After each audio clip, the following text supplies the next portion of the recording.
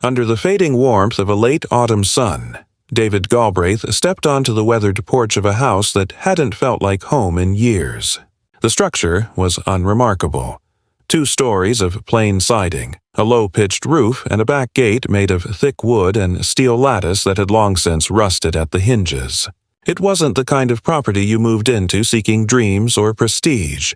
It was the kind of place you inherited when your family tree dwindled down to one surviving branch. David had spent most of his life under hoods of cars and inside garages, running a modest but respected auto shop outside of Fairgrove, Illinois. He'd never planned to retire, not really. The thought of sitting still unnerved him. But when his cousin Wayne, a reclusive man with few words and fewer friends, died suddenly, the deed came in the mail, accompanied by a handwritten note with only 6 words. "Keep it locked. Don't trust anyone." That was it. No instructions. No context. Just that odd little warning and a key that didn't quite match the lock on the front door. He didn't question it at first. Maybe Wayne had been paranoid.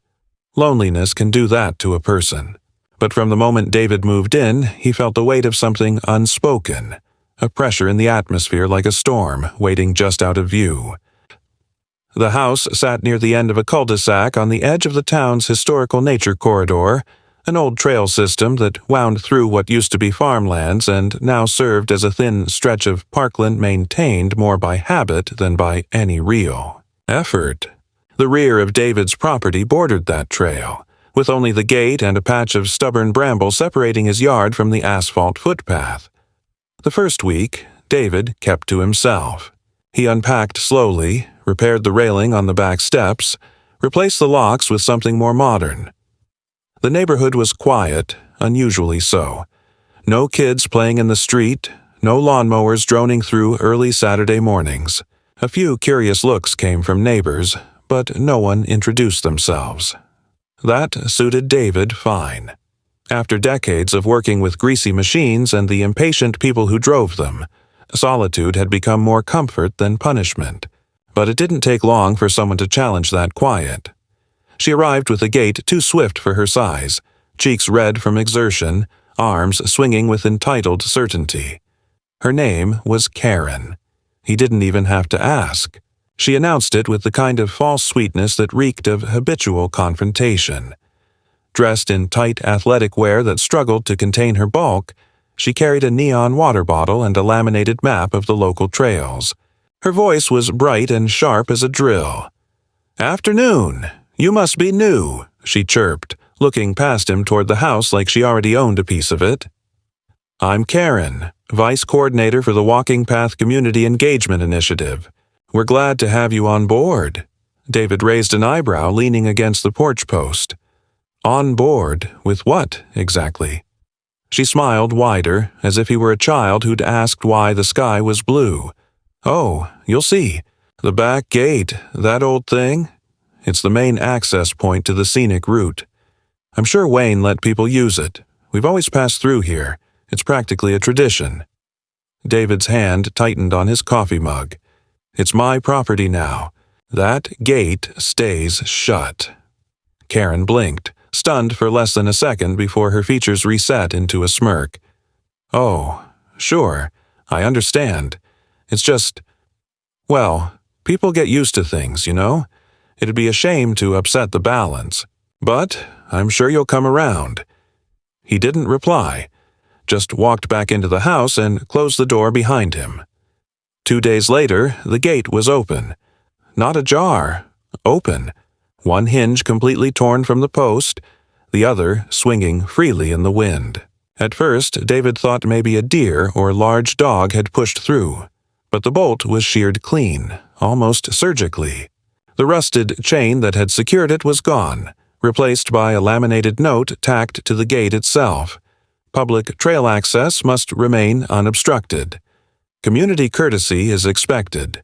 No name, no seal, no authority. Just a bold font and passive-aggressive tone. He spent the better part of that afternoon reattaching the gate. This time he used reinforced steel brackets, industrial-grade screws, and 2 thick horizontal bars to brace the inside. Then, for good measure, he added a padlock and painted a simple message on the outside in clean black letters.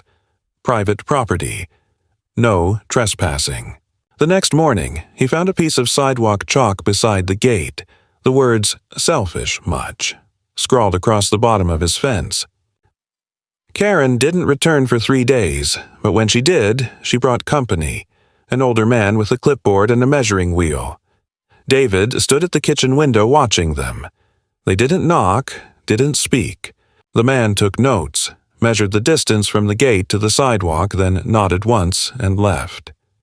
Karen lingered, eyeing the new lock, her lips moving as if she were speaking to the air. He didn't approach her. He didn't need to.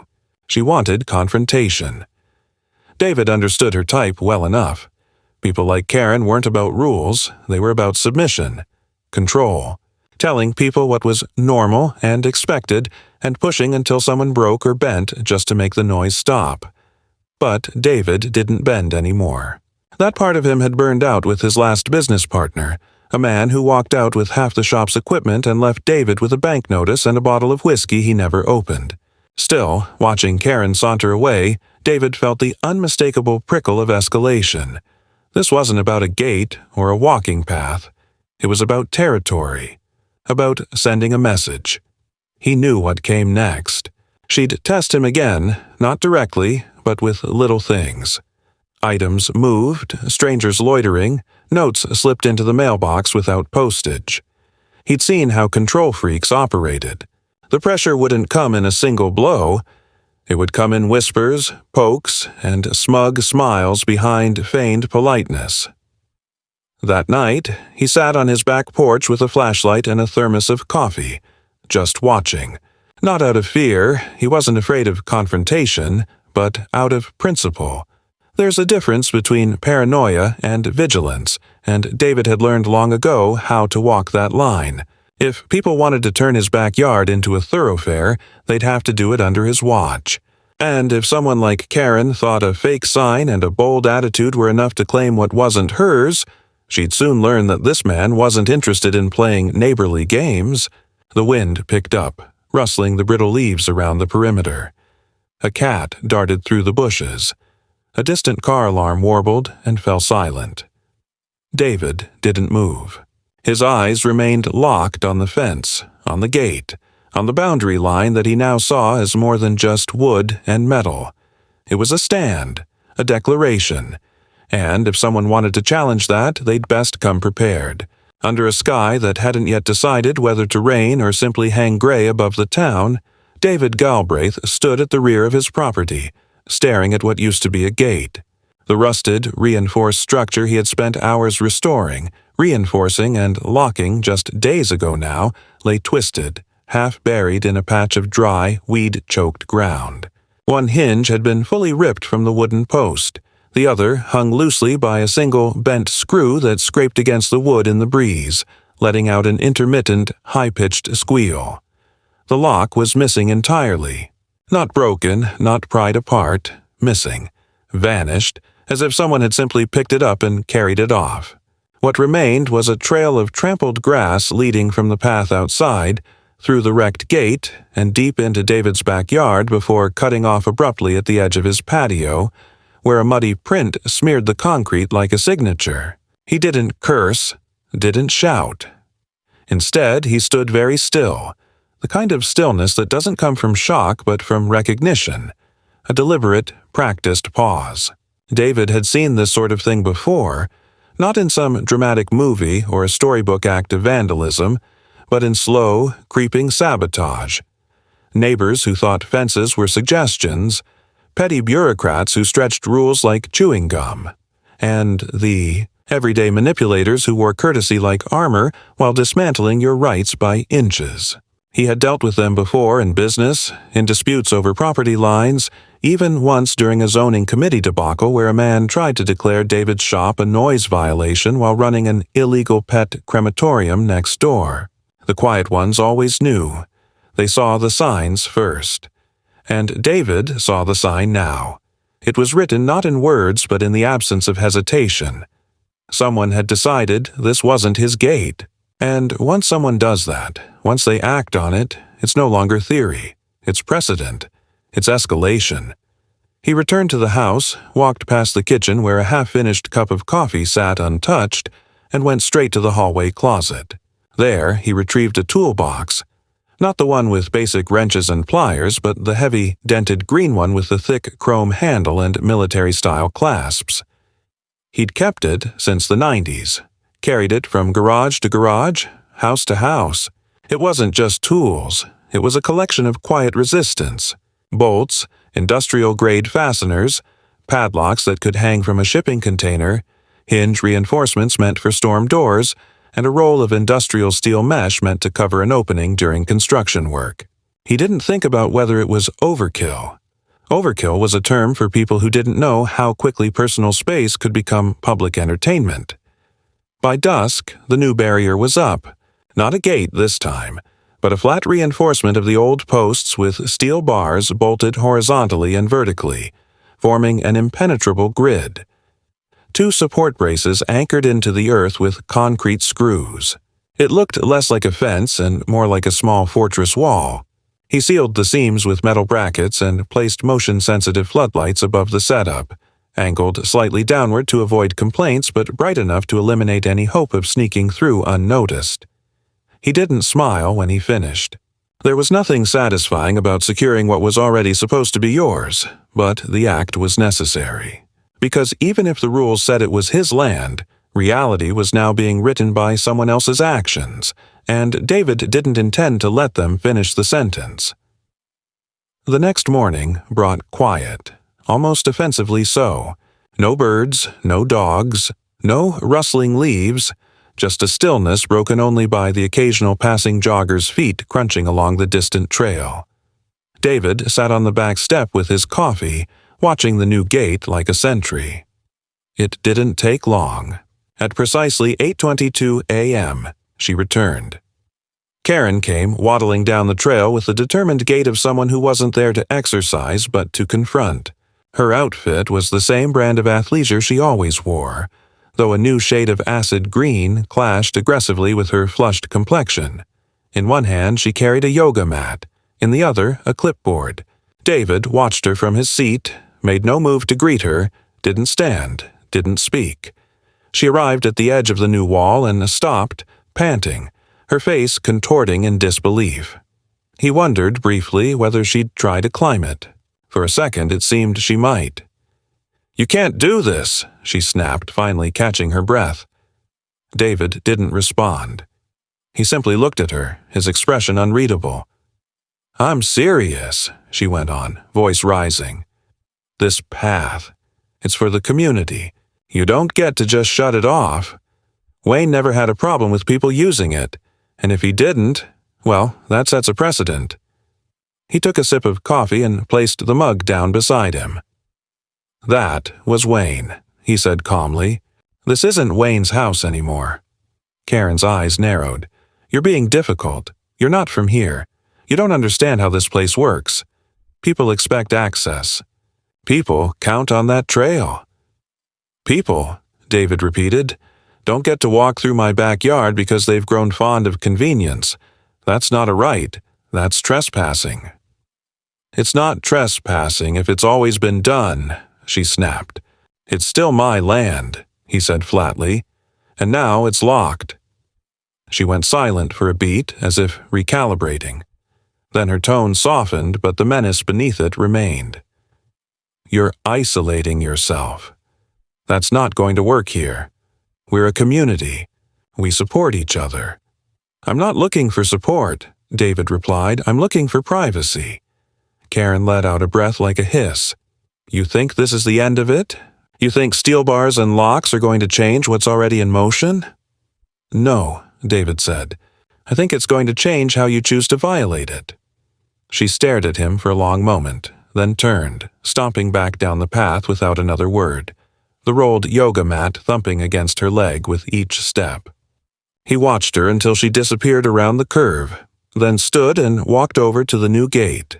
As he examined the bolts and checked the alignment, he noticed something odd. At the base, tucked into the grass near one of the concrete anchors, was a laminated card. Picking it up, he saw a simple message in bold typeface.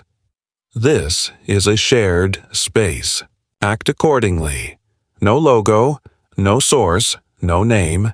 Just a statement, a threat wrapped in civility. David turned the card over. Nothing on the back. He walked to the trash bin, tossed it inside, and paused for a moment. He wasn't afraid, but he was no longer neutral. This wasn't about a gate anymore. It wasn't even about a path. It was about establishing a line and holding it.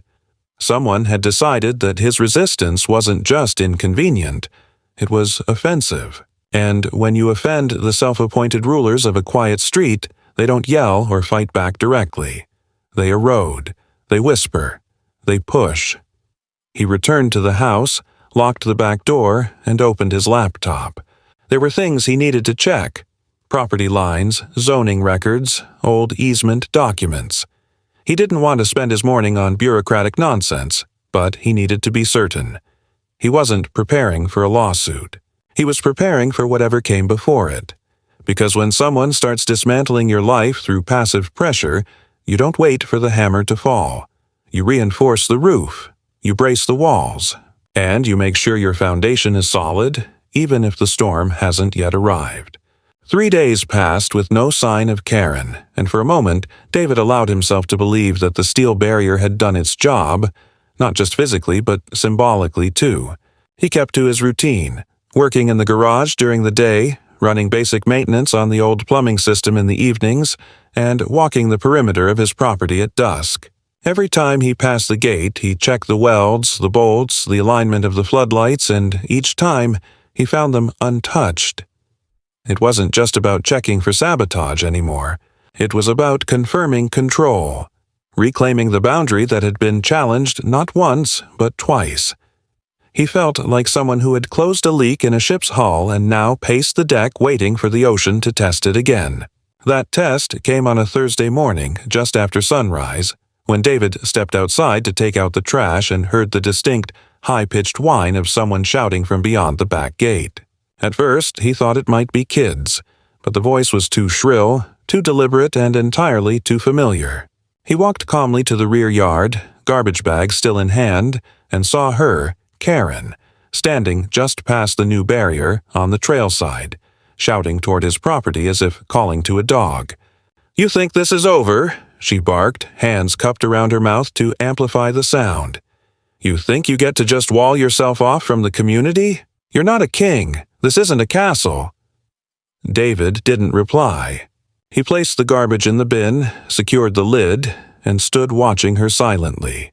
His calm, unreadable stare seemed to enrage her more than any retort could have. She pointed toward the gate, jabbing her finger like she was invoking some unspoken law. "You're breaking the agreement. That trail, this neighborhood, it's shared. You're an invader here, not a protector. This is bigger than you." Still, he said nothing. She eventually left, storming off down the trail, muttering to herself. That was the moment he realized she was no longer operating alone. Not in her mind. She'd shifted the narrative. Now it wasn't about personal convenience or habitual trespassing. Now it was about ideology, about painting herself as the voice of the people, as if David had committed a moral offense by asserting ownership over something everyone had taken for granted. It was no longer just a neighborly dispute. It had become political, tribal, her crusade. By the time David returned from the hardware store that afternoon, the shift had become evident in more than just tone.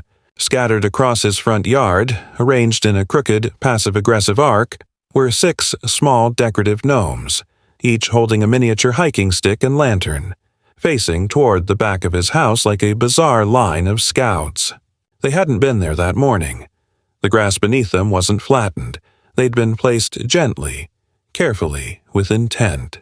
He checked his cameras, but the front-facing ones had all been adjusted slightly, their angles skewed just enough to leave a dead zone in the corner where the gnomes had been dropped. It was the first time someone had tampered with his system, and it wasn't just childish, it was calculated. He didn't touch them at first. Instead, he went inside, reviewed the footage more closely, and found what he expected. Just after 2 a.m., the screen flickered once, a brief distortion, then returned to normal. During that glitch, a figure had entered the blind spot. He couldn't see their face, only a blur of movement, a bulky shape, and the glint of something reflective in their hand. A flashlight or a phone screen. They had been quick. Less than a minute. That was what disturbed him more than anything. Not the placement of the gnomes, but the precision and efficiency. Whoever had done it like a professional. Not a vandal, not a prankster. Someone with purpose. He removed the gnomes that evening and placed them gently in a cardboard box, storing them in the garage. He didn't destroy them. That would have given them meaning. Instead, he filed them away like he would a nuisance invoice. A problem logged, not resolved. Then he spent the next hour realigning the cameras, checking the feeds, and installing a small set of wireless motion detectors along the driveway. He wasn't preparing for war. He was preparing for attrition. But it wasn't enough. On Saturday morning, just before 9, David woke to a dull, rhythmic thumping from the backyard. Not a loud crash, not metal on metal, just a slow, insistent pounding like something heavy being knocked against wood in a repeated, deliberate motion. He dressed quickly, slipped on his boots, and went to the back porch. What he saw made him stop short. Karen was in his yard. She had somehow bypassed the locked gate.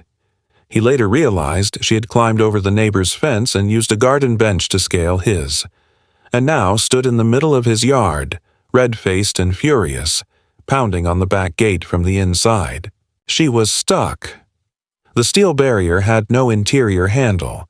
From her side, there was no way to exit without unlocking the padlock, which she didn't have a key to, and she was panicking. Her breathing was ragged, sweat pouring down her temple, hair clinging to her cheeks, and her fists thudding weakly against the metal as she realized there was no way out. David stepped forward but didn't approach. He stood at a distance and crossed his arms. "What are you doing on my property?" he asked, voice flat. Karen spun around, eyes wide, chest heaving. "You locked me in here. You can't do that. This is kidnapping." "You climbed over a fence," David said calmly. "You broke into my yard. I didn't lock you in. You did." She sputtered, pointing a trembling finger. "You have to let me out." "I'm calling the police," he said. "And when they get here, you can explain to them how you got in." That's when she broke. She dropped to the ground, moaning, pulling at the gate and shouting obscenities. She begged, pleaded, screamed, claimed she was having a panic attack, said she couldn't breathe, that she had low blood sugar, that she needed her medication, that she was going to sue him for negligence, emotional trauma, mental abuse. But David, unmoved, walked calmly back into the house and picked up the phone. When the officers arrived 20 minutes later, they didn't come in guns blazing. They didn't even raise their voices. They walked around the side of the house, saw Karen sitting on the grass inside the yard with tears streaking through her foundation, and exchanged a glance. David met them calmly, explained what happened, showed them footage from the front and side yard cameras, including the moment Karen climbed the neighbor's fence and entered his property. The officers reviewed everything in silence, asked a few routine questions, then approached Karen.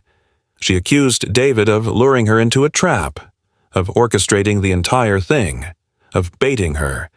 The officers didn't argue. They didn't comfort her. One of them asked if she needed medical assistance. She declined. Then they escorted her off the property and told David they would file a report. He asked if he needed to press charges immediately. They advised him to wait until the report was reviewed. Standard procedure. Karen didn't look at him as she was led away, but her silence was louder than anything she'd screamed that morning. That evening, David received a knock at the door. It was his neighbor from 2 doors down, an older man named Floyd who kept mostly to himself but had always waved politely in passing. He handed David a plain envelope and said, "I thought you should see this. I found it in my mailbox this morning. I think it was meant for you." Inside the envelope was a single sheet of paper, Typed, unsigned, it read, "He's dangerous. Watch your back. If he gets away with this, what's next? Don't let your silence make you complicit. Speak up. No names. No return address. No specifics. Just fear. Spread like a virus." David placed the letter beside the box of gnomes, poured himself a drink, and sat on the porch long into the night. The silence had returned, but it didn't feel like victory. It felt like intermission. And he knew the second act would be worse. By the end of the following week, the quiet had returned with such convincing stillness that David almost believed things were done. The police report had been filed, the footage stored, and Karen had not been seen since the day she was escorted off his property. He filled the days with routine repairs, re-oiled the hinges of the garage door, and trimmed the edges of the lawn, letting physical repetition dilute the tension that still curled in the back of his mind like smoke that refused to clear. Yet every action carried the weight of preparation, as though he were reinforcing a position under siege rather than tending to a home. He checked the cameras more often than before, studied patterns of shadow along his fence line, and noted even the slightest shift in his surroundings. It was not paranoia.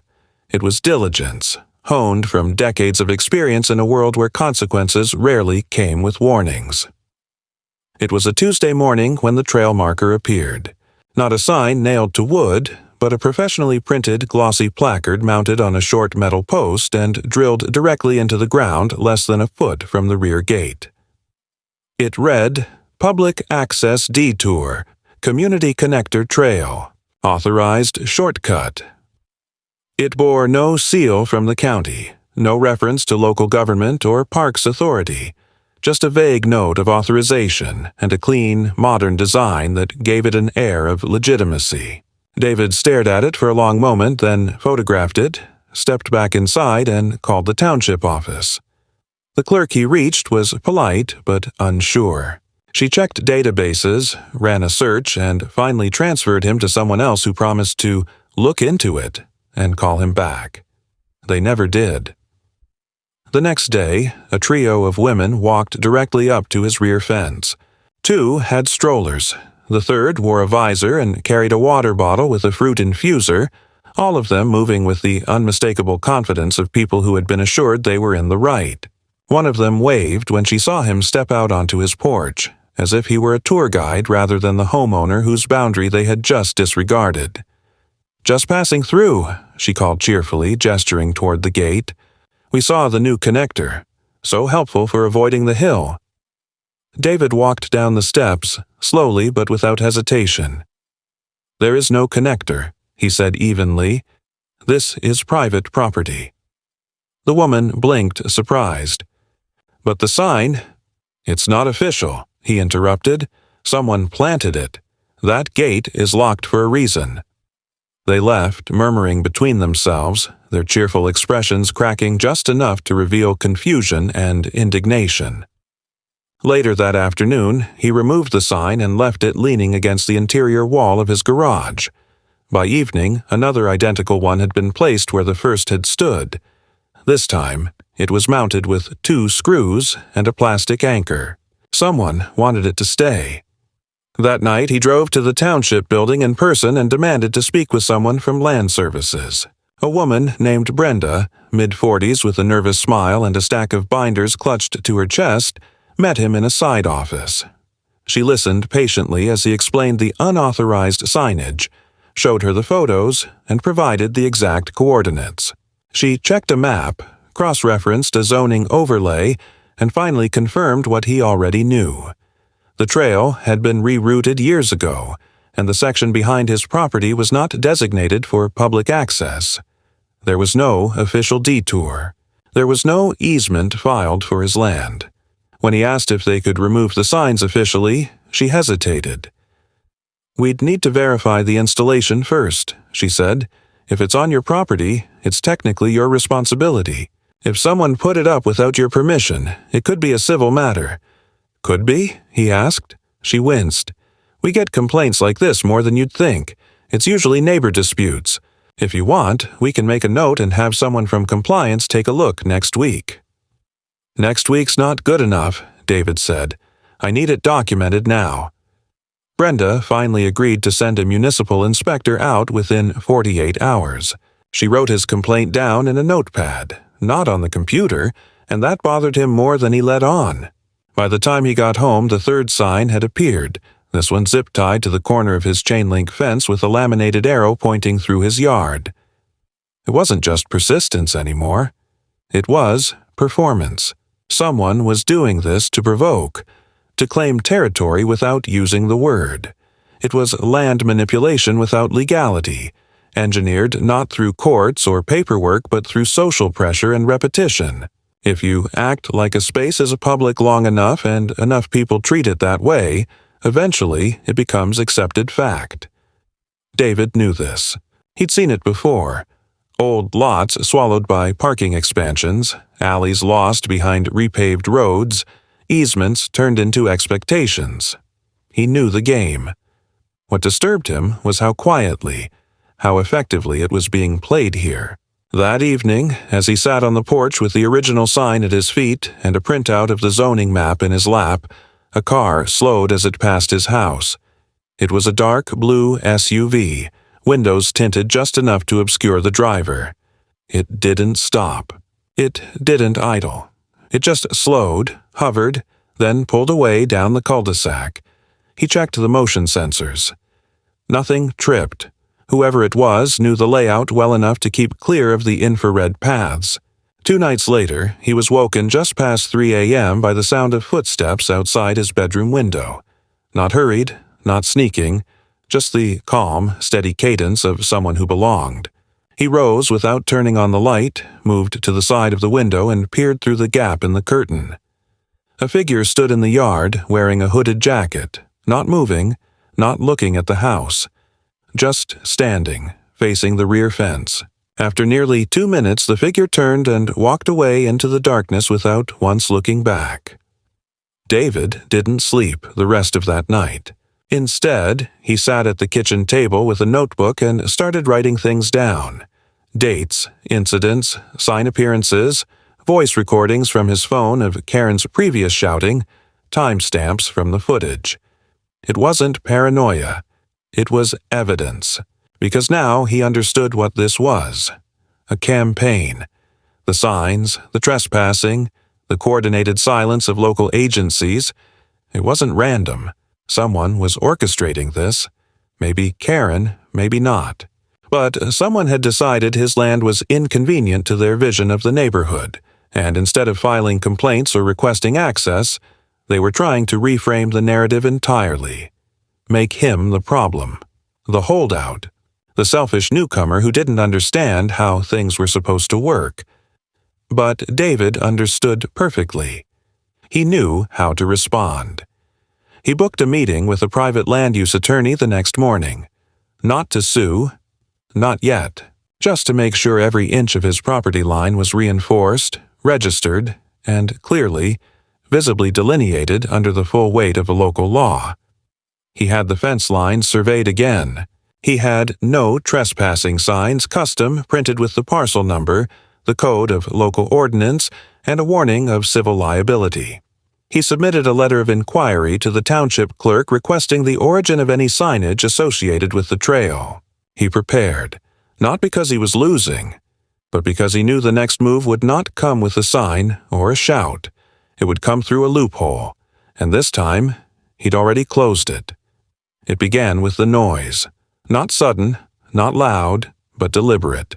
A slow, grinding, mechanical, and ugly, like concrete being drilled into by someone who had no intention of stopping. It woke David just before 5 a.m., while the sky outside was still dark and the town hadn't yet stirred. For a moment he thought it was a neighbor's lawn crew starting absurdly early, but as the sound grew clearer, more insistent, and as he stepped onto his back porch and saw the faint tremble of floodlight shadows dancing across the trees beyond his fence, he realized it was coming from the trail. Not from behind the fence, not beyond it, but on it, just close enough to be heard, just far enough to remain unseen. He didn't move immediately. He stood in silence, listening, watching the vague glow of a portable work lamp flickering through the brush. Whoever was out there wasn't trying to be completely secretive, but they weren't inviting attention either. It was a strange in-between space, a deliberate display meant for someone like him to witness, not confront. The grinding lasted for another 7 minutes, then silence. The light vanished. The trees stood still. David remained where he was, arms crossed, waiting until the sky lightened before stepping out to investigate. At the base of the rear fence, just outside the locked steel grid, someone had installed a low wooden platform, 4 feet wide, 5 feet long, flush with the earth and staked into the trail with rebar rods. On it sat 3 plastic planters filled with decorative grasses, arranged to look like a miniature public rest spot. Next to the platform, a fresh sign had been erected, not like the others. This one was engraved, metal on metal, polished. It read, "Community Nature Reflection Zone. Do not disturb." No logos, no sponsors, just the tone of unearned authority. At its base, 2 solar-powered lights blinked weakly against the rising sun. David didn't touch it. Not yet. He documented it. Photos, angles, measurements, and returned inside. He made 3 phone calls that morning. The first, to the township's compliance office, again resulted in a promise of callback. The second, to the private attorney he had met the previous week, ended with an appointment scheduled for the following afternoon. The third, to a professional land surveyor, was answered on the second ring by a man named Everett, who agreed to come out within 2 days and revalidate every boundary marker on David's property. By noon, the decorative planters had been rearranged. Someone had returned while David was inside, moving them into a neat semicircle facing his gate and wedging a small laminated placard under one of the pots that read, "Rest Stop sponsored by Local Outreach for Community Harmony." It was a fictitious name. He knew because he searched for it immediately. No registration, no tax filings, no website, not even a Facebook group. It didn't exist. It had been made for this moment, this place. A fabricated entity acting as a mask for whoever had decided his property was theirs to mold. He didn't remove the display that day. He didn't even approach it again. Instead, he waited. He went about his tasks, gathered firewood from the garage, replaced the torn screen on the back porch, installed an additional camera hidden in the bird feeder, but his attention never left the gate. At exactly 3:47 p.m., Karen returned. She didn't approach the gate. She didn't call out. She stood by the new sign, adjusted one of the planters, and took several photos with her phone. David watched her from behind his living room curtains, noting the way her demeanor had shifted. She wasn't posturing anymore. She wasn't trying to provoke. She was documenting. That was more dangerous. She was building a narrative, compiling visual proof that this space was shared, that she and others had a presence here, one that could be shown to someone who didn't know the history. That night, the floodlights failed. Not from burnout or power loss. Every bulb had been unscrewed halfway, just enough to stop functioning, not enough to break them. David found boot prints in the soil beneath the gate, deep, deliberate impressions made by someone who hadn't rushed, someone who knew how far the camera's angle could reach and had stepped just outside of it. The same night, someone dumped several plastic bottles and snack wrappers over the rear fence, arranged to appear as casual littering. But it was too consistent, too purposeful in its disarray. The next day, a letter arrived in his mailbox. Not from the township, not from the police. A plain envelope, typed label, no return address. Inside was a 3-page document, an unsigned petition titled Community Request to Re-establish Access Through Historic Trailgate, filled with 25 names, some of which David recognized, most of which he didn't. A few were legible. Others appeared scribbled, likely forged. There were no signatures, only printed names, and a vague paragraph about fostering open connectivity and respect for legacy usage. Attached was a low-resolution map with a dotted line cutting straight through his yard, labeled Unrecorded, Traditional Pathway. David scanned the pages, then slowly, methodically folded them back into the envelope and filed them into a newly labeled drawer in his filing cabinet. Incursions. That evening, he contacted Everett the surveyor again and requested something more comprehensive. An affidavit, notarized, listing the precise boundary definitions along with photographic documentation of every legal marker on his land. Everett agreed, and David knew it would cost him. But he also knew this wasn't about money anymore. It was about not letting history be rewritten by repetition and paper-thin appeals to community sentiment. At midnight, his motion sensors were triggered again. This time, he was ready. He'd installed a new system connected to his phone, and the alert brought up a silent feed from the rear yard. There, in night vision clarity, two figures stood by the gate. One held a clipboard. The other held a spray bottle and cloth. They were cleaning the new sign, adjusting the lights, brushing debris from the platform. They moved with casual efficiency like maintenance workers servicing a public bench. One of them walked along the fence line, flashlight in hand, stopping to examine the steel bars. They didn't climb, they didn't enter, but they inspected, recorded, confirmed. David called the police non-emergency line, explained the situation. The dispatcher took the report but said unless they were trespassing or damaging property, nothing could be done. He thanked her, hung up, and made another note in his logbook. The next day, when Everett returned with his equipment, he brought a second man and a full tripod rig. They spent 5 hours marking lines, checking corners, and verifying every inch of David's parcel. At the end of it, Everett handed him a printed copy of the findings. The decorative platform and signs, he confirmed, sat 2 feet inside David's legal property. Not on the public trail, not on shared land.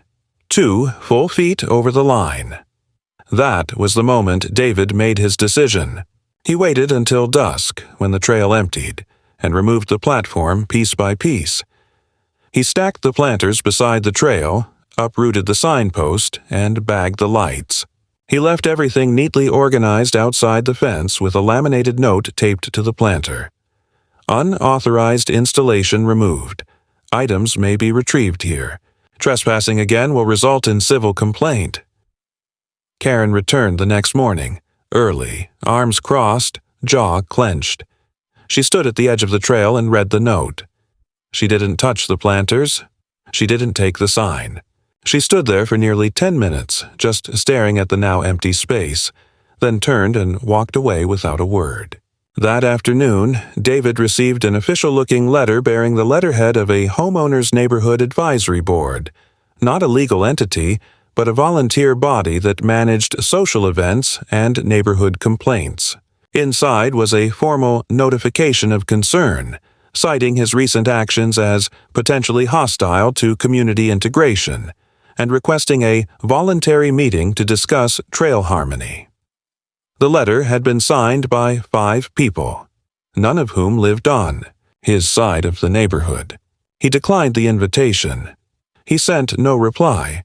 He filed the letter, because David now understood that these people weren't looking for resolution. They weren't trying to find middle ground.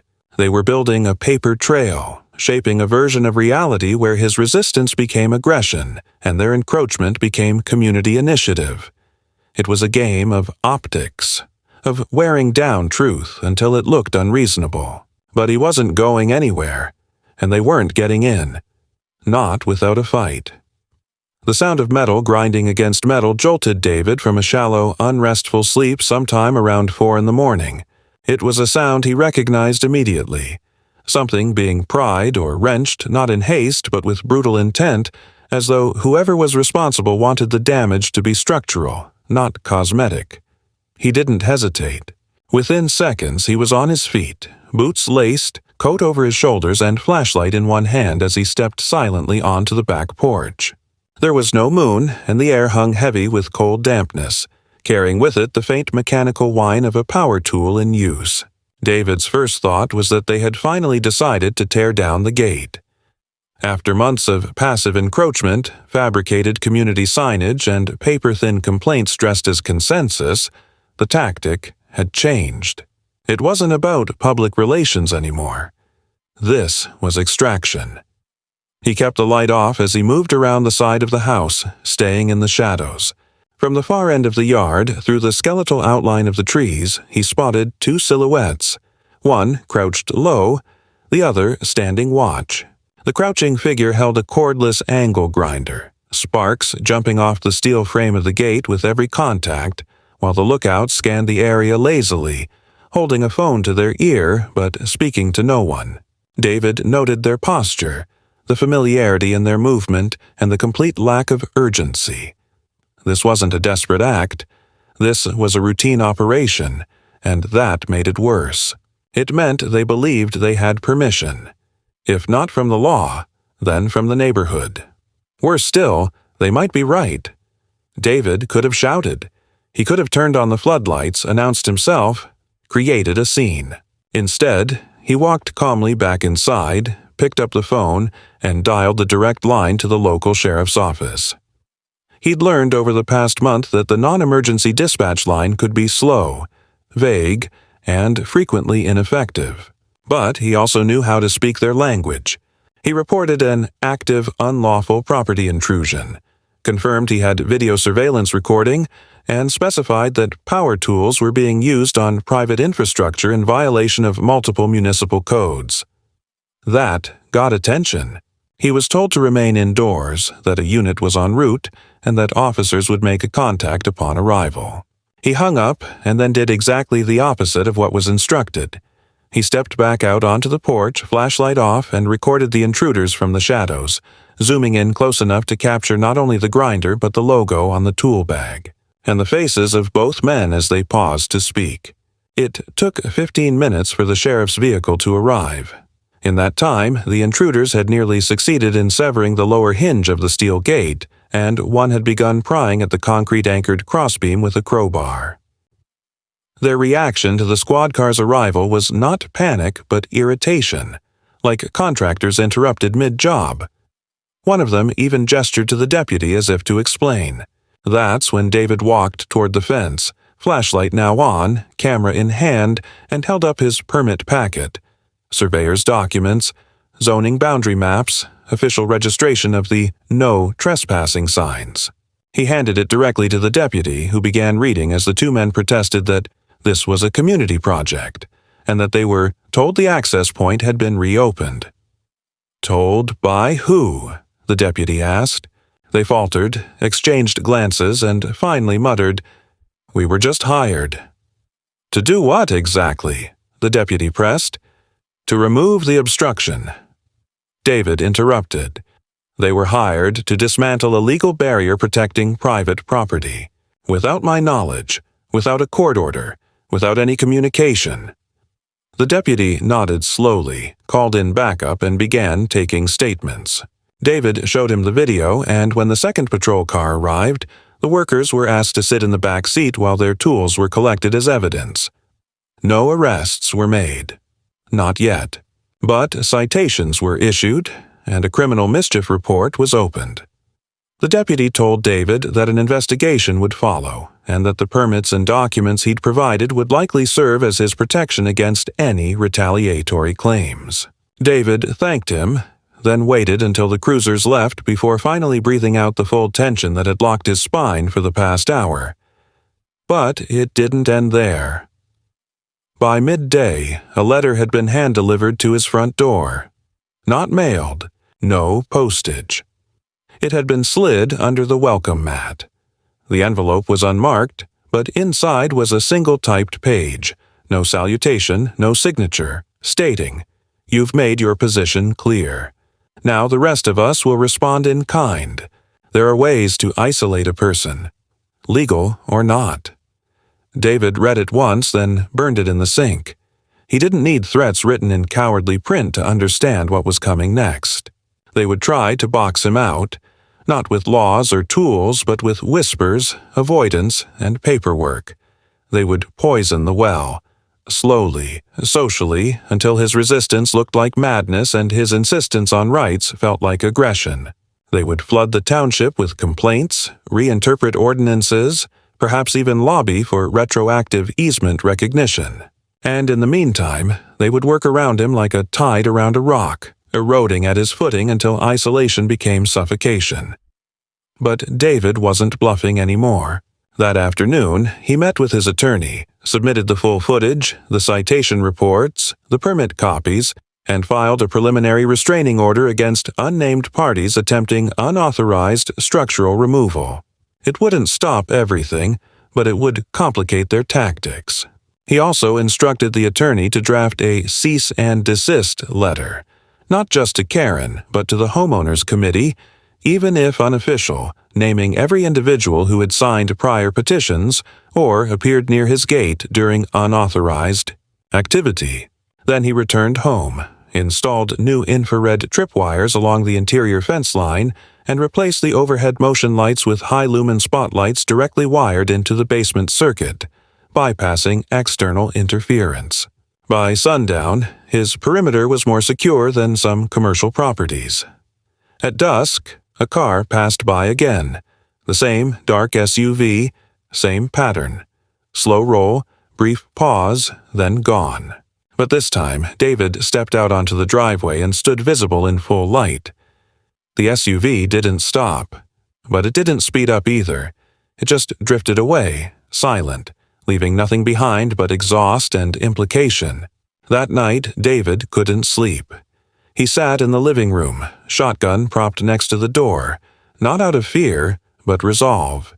He no longer viewed the situation as a neighborly dispute gone sour. It was now a territorial campaign, fought not with firearms or violence, but with strategic manipulation, social leverage, and administrative fatigue.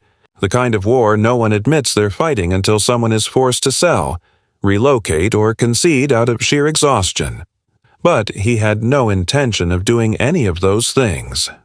This house had been entrusted to him. The land beneath it was registered, protected, and now symbolically fortified. They wanted to redefine his borders, rewrite his relationship with his own property, gaslight him into seeing reason where there was only trespass. But he knew the truth, and in that truth, he found something harder than anger: conviction. He poured himself a drink, sat down by the kitchen table, and began drafting a list of every next step. Backup drives for footage, legal correspondences, municipal complaint counters, witnesses, third-party inspectors. If they wanted a siege, he'd give them one. Documented, methodical, relentless. Because unlike them, he didn't need to convince a crowd. He only needed the law to hold once.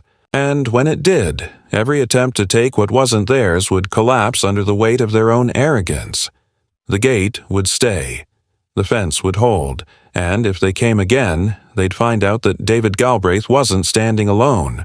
He was standing grounded. By the time the frost settled into the blades of grass along the edges of David's fence and the breath of morning came out in clouds against the pale light, the last of the noise had stopped. No more signs appeared, no more carefully arranged gnomes or plastic planters, no more laminated appeals to fictional committees or polite, half-legal demands.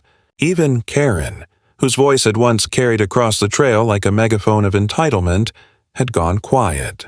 Her house, which used to glow with porch lights and security fixtures and host wine night gatherings of self-appointed community stewards, now sat in unnatural stillness.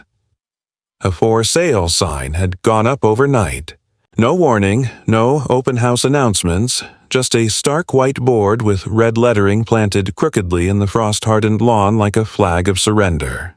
David hadn't smiled when he saw it, not because it didn't please him on some level, but because the moment felt less like victory and more like an overdue correction to something that had never been sustainable to begin with.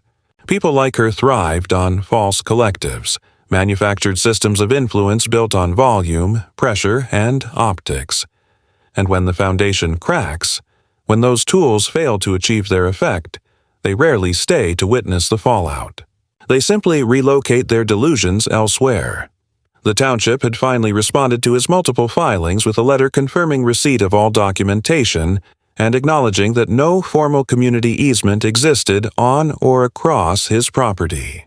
While they refrained from taking a legal stance on the individual incidents, the wording was careful and deliberate, designed to protect them from implication while still acknowledging his rights. In essence, it was a quiet nod of institutional backing. Not loud enough to incite challenge from the others, but firm enough to cement the line he'd drawn. The petitioners stopped sending correspondence. The advisory board issued no further notifications. For the first time since the ordeal began, David's name had vanished from whispered conversations and backdoor agendas. He was no longer the target. He was the boundary. And that status, quiet, firm, untouchable, was worth more than any confrontation or shouting match could have earned him. The gate remained untouched. The reinforced bars, now slightly weathered and dulled by months of rain and temperature swings, stood as testament to his refusal to yield, not just in structure, but in principle.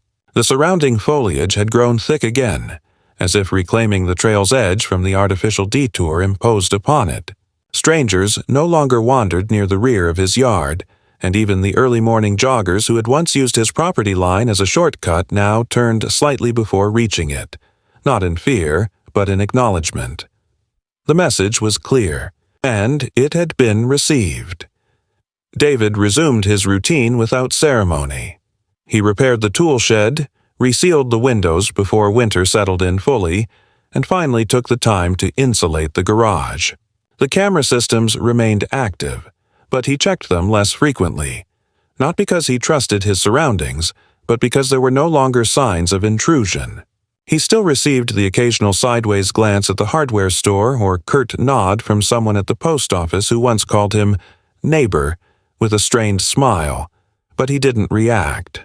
There was no reason to. The storm had passed, and he had outlasted it. One evening, near the close of December, David stood at the back fence with a mug of black coffee warming his hands, watching as a new family moved into Karen's old house. A man in his 40s, a woman around the same age, 2 kids chasing a dog across the driveway.